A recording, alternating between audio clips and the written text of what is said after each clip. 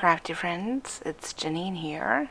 Today I'm going to share a layout using the Kindness kit for February, and I'm starting out by cutting down a piece of white cardstock measuring 4 by 8.5 inch to go into my 3 by 8 album, and this is again a layout outside of the page protector, although at the end you will see I decided to put it into a pocket page. So what are we going to do today? You're going to watch me create a background using one of the stamps and embossing powder. Yeah, I'm using Versamark for my stamping here, and yeah, stamping on white is a little bit difficult. If I would have chosen another color, it would be easier to see the stamping, obviously. So I'm stamping away, trying to see where I need to put my stamp. So yeah, that was a little bit tough. For best embossing results, you saw me use this little white mini pillow. That's what I want to call it. It has powder in it, and it makes sure that the Versamark as well as the embossing powder only stays on the designated places. And I've added the stamping all across my paper here, so I'm just doing one half of the paper, then switching it over, just tapping off the excess embossing, and then turning my paper to add embossing powder to the other side. And with my heat tool, although this heat tool is I think it's from Ranger. Yeah, it's the heat craft tool, something like that.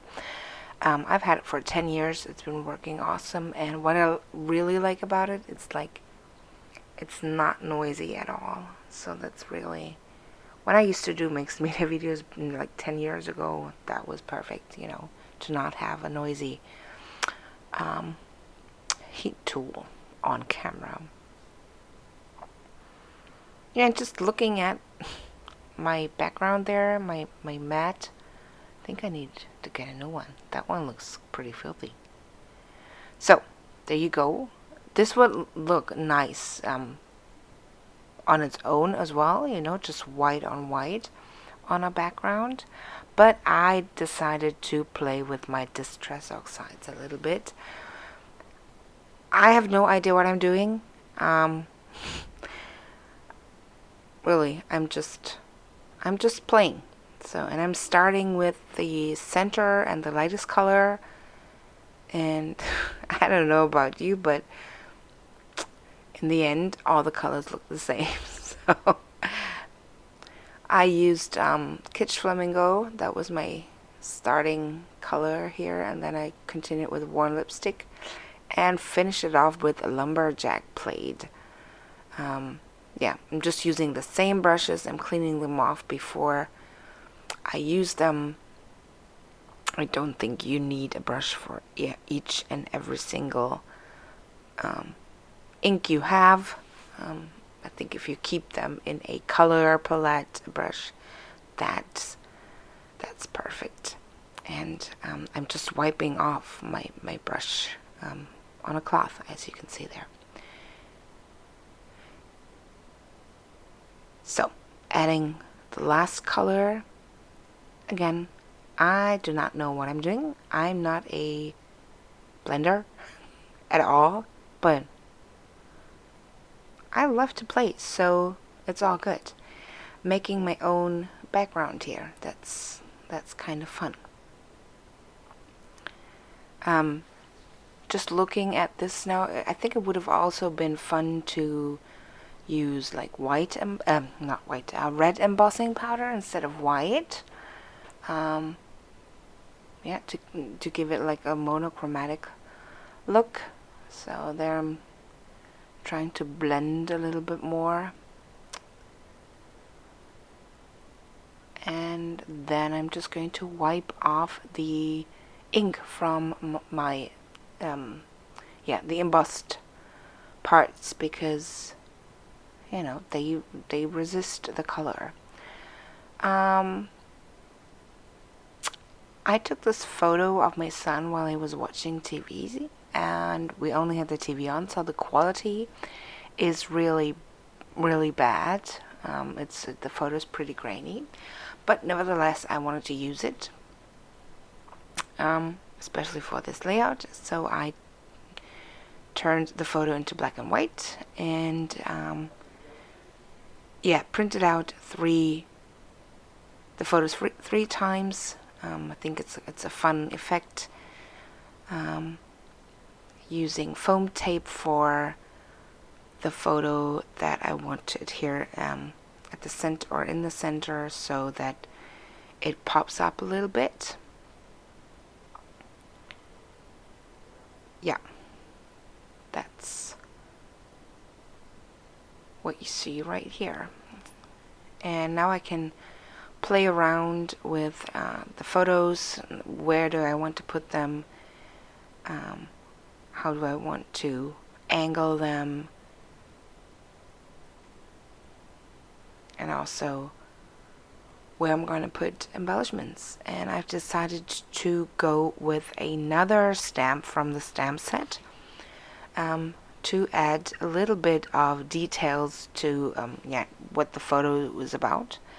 I didn't want to add a lot of journaling here, because clearly the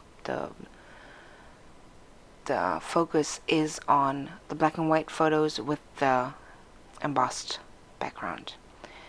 I'm using another, like I said before, stamp from the stamp set, and I'm using lumberjack plaid and black soot, I think it is, distress oxides to stamp those images, and I'm stamping them twice, so I get to have a little bit of play time, and I'm also allowed to make mistakes and just, play around, and then in the end choose the design I've created I favor the most. So that's clearly what, stamping something more than once is for. And I definitely played here, again using the black suit and lumberjack plaid, because I wasn't sure, do I want to use the black with the photos, the black journal piece, or the red. And in the end you will see which one I'm going to choose.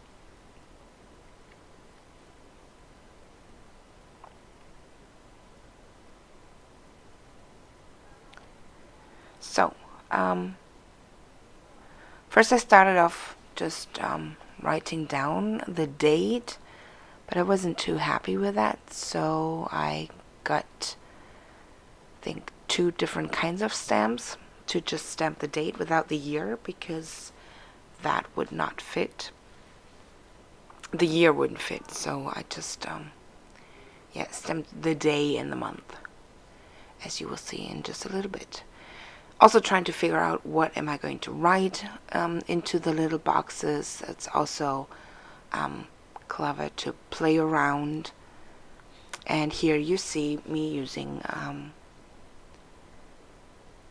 think that's the roller date stamp from DLS Design. I'm just putting paper on the part where I do not want any stamping. And as you can see, this picture was taken on Friday, January the 27th, and adding my journaling again.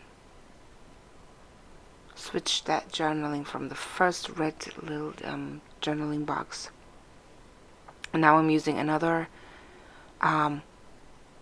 stamp with a different number layout.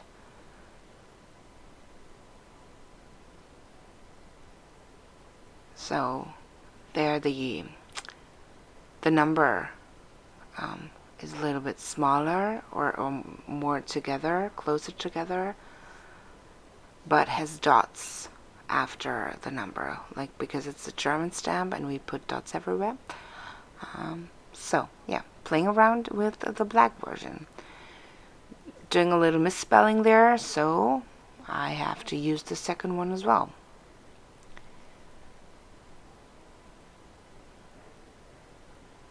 So adding my journaling again, correct this time, and then it's just cutting these pieces out. I'm cutting out one of the black versions and of course one of the red versions, and then I can put them on my layout to see which one I favor and which one I want to use. And I got a little bit of playtime as well, so perfect. So I stamped on matte presentation paper here, just something that I had laying around. It was a piece of scrap paper, and there you can see I'm putting down the journal piece, and now I'm adding the black one, and yeah, I can already tell, yeah, I like the red one much better because of the black ink. Also it kind of like is a little bit tone on tone with the background paper, so loving that. Before putting it down, I decided to add staples to the left and the right on this little journal piece, because this is something that I would usually do, and if I probably would be able to reach to the paper, but if you don't, then it's pretty helpful to add your staples before you adhere your piece down. So adhering the other photos down as well, and as you can see, I left a little bit more space on the right side because I had planned to put this into my album without any page protector, but I decided against it, as you will see in a little bit. Now thinking about adding a little bit of embellishment, and I decided to go with the animal dots, and I'm going with the dark pinkish color to match my background paper.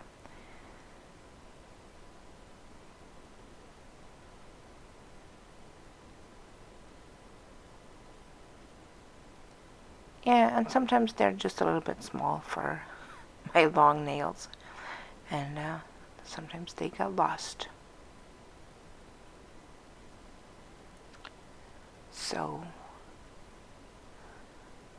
adding two of the medium-sized animal dots and a smaller one, and here you can see me adding that layout into a 3x4 pocket by DLS Design. Again,